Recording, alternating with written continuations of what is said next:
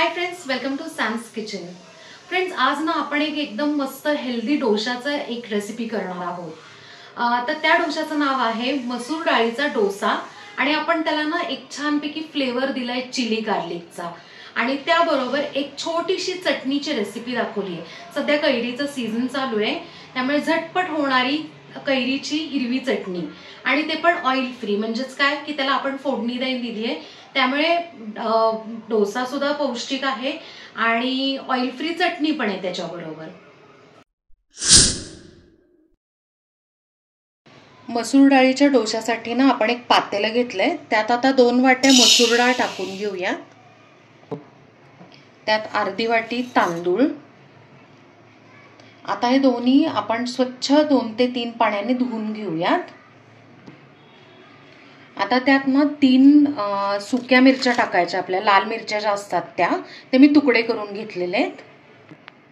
2 चमचे अख्खे धने, 1 चमचा जिरे।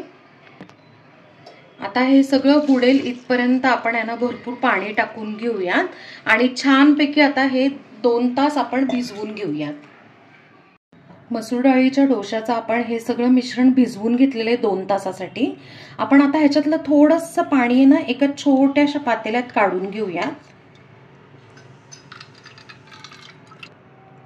पाणी काढून झाल्यावर ही सगळं ट्रान्सफर आपण मोठ्या मिक्सरच्या भांड्यात करून घेऊ।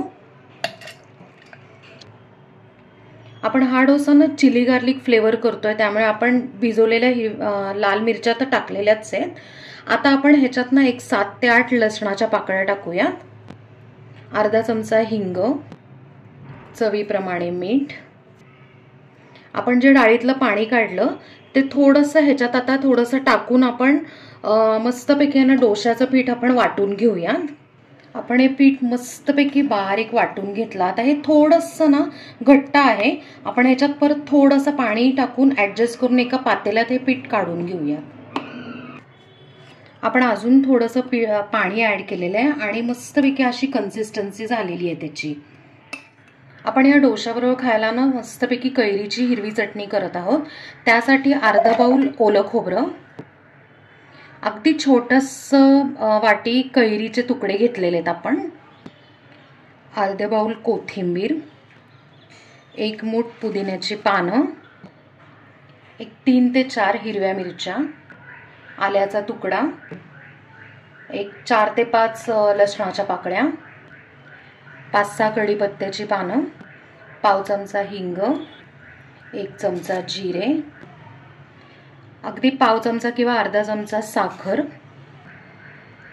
चवीप्रमाणे मीठ, अगदी थोडंसं 3 ते 4 चमचे पाणी टाकून घेऊन आपण ना मीडियम कन्सिस्टन्सीची अशी चटणी वाटून घेऊया। आपण चटणी मस्तपैकी अशी बारीक वाटून घेतली आणि कन्सिस्टन्सी तुम्ही बघू शकताय। आपण तवा छानपैकी तापवून घेतला, त्याला थोडंसं तेलही ग्रीस केलं आणि टिश्यू पेपरनी स्प्रेड केलंय। आता आपण त्याच्यावरनं 2 चमचे पीठ किंवा 2 पळ्या पीठ टाकून घेऊयात आणि मस्तपैकी तुम्हाला जेवढा हवे तेवढा डोसा तुम्ही याच्यावर स्प्रेड करू शकता। गॅसची आपण फ्लेम मीडियम ठेवलेली आहे। आता त्याच्यावरनं थोडंसं आपण बारीक चिरलेली कोथिंबीर टाकूयात, म्हणजे ना कॉम्बिनेशन आणि तुम्ही बघू शकता मस्त असा ऑरेंज कलरचा डोसा आणि हिरवीगार छानपैकी कोथिंबीर। आणि आता 2 ते 3 मिनिटं आपण आहे ना ह्याच्यावर ह्याला अजिबात हलवायचं नाहीये, म्हणजे ते क्रिस्पीनेस येईल ना। आता त्याच्यावरनं थोडंसं आपण 1 चमचा तेलही टाकून घेऊ, म्हणजे हळूहळू तो छान क्रिस्पी व्हायला मदत होईल। आता हळूहळू आपण ना कढईने बघूयात, असा हलकस छानपैकी ना सोडवून घेऊयात। आणि एक सांगू का की ना मसूर डाळ आणि तांदूळ छान भिजल्यामुळे किंवा मस्तपैकी आपण बारीक वाटून घेतल्यामुळे ना लगेच सुटतो, अजिबात हा डोसा चिटकत नाही। तर मस्तपैकी आपण हा सोडवून घेतलेला आहे। आता आपण उलटून घेऊया। येस, तुम्ही बघू शकता इतका सुंदर कलर आलेला आहे ह्याला। आता परत 2 मिनिटं असाच ठेवायचा, म्हणजे दुसऱ्या साईडनी पण छानपैकी असा क्रिस्पी होईल। आता दुसऱ्या साईडनी पण आपण चेक करूया। येस, मस्तपैकी असा छान रोस्ट झालेला आहे आणि क्रिस्पी पण झालेला आहे। आता हा डोसा आपण काढून घेऊ आणि अशाच पद्धतीने आपण बाकी सगळे डोसे करून घेऊयात। तर फ्रेंड्स, मस्त असा हेल्दी मसूर डाळ डोसा तयार आहे आणि आपण तो सर्व केलाय. त्याबरोबर आपण फ्रेश केलेली कैरीची हिरवी चटणी आणि डोशाची स्पेशल जी बटाट्याची भाजी ती पण आपण सर्व करून घेतलेली आहे. तर फ्रेंड्स, कशी वाटली तुम्हाला आजची डोशाची रेसिपी?